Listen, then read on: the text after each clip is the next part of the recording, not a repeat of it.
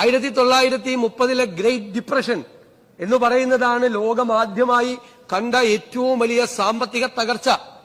അന്ന് അതിൽ നിന്ന് ലോകം കരകയറിയത് പരമ്പരാഗതമായ രീതികൾ അവലംബിച്ചുകൊണ്ടല്ല, പുതിയ രീതികൾ അവലംബിച്ചുകൊണ്ടാണ്, പുതിയ മാറ്റങ്ങൾ ലോകത്ത് ഇക്കോണമിയിൽ ഉണ്ടാക്കിക്കൊണ്ടാണ്. അങ്ങനെയാണ് കെയ്നീഷ്യൻ തിയറി വന്നത്. കൂടുതൽ സ്പെൻഡിംഗ് ഉണ്ടായാൽ മാത്രമേ എക്കണോമിക് ആക്ടിവിറ്റി നടക്കുകയുള്ളൂ. കണ്ടില്ലേ, ക്യാപിറ്റൽ എക്സ്പെൻഡിച്ചർ 1.3% നിൽക്കുകയാണ്, ലോവസ്റ്റ് ഇൻ ദ കൺട്രി.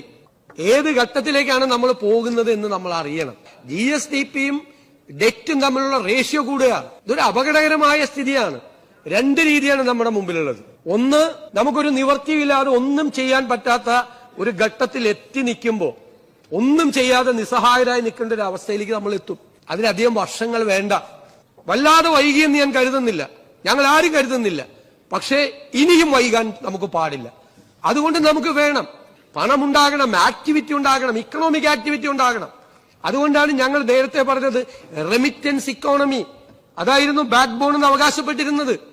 അവിടെ ജോലി നഷ്ടപ്പെട്ട ആളുകൾ തിരിച്ചു വരുന്ന ഒരു സാഹചര്യം ഏത് ഘട്ടത്തിലും ഉണ്ടാവാം. ഇപ്പൊ തന്നെ ഒരു യുദ്ധം നമ്മുടെ തലയ്ക്ക് മീതെ നിൽക്കുകയായിരുന്നു. ആ റെമിറ്റൻസ് എക്കോണമിയെ ഇപ്പോൾ തന്നെ ഇൻവെസ്റ്റ്മെന്റ് ഇക്കോണമിയായി മാറണമെന്ന് നമ്മൾ ആരും ഇതുവരെ പരിശോധിക്കാത്തൊരു കാര്യമുണ്ട്. കറൻസിയുടെ മാജിക് എന്താണ്?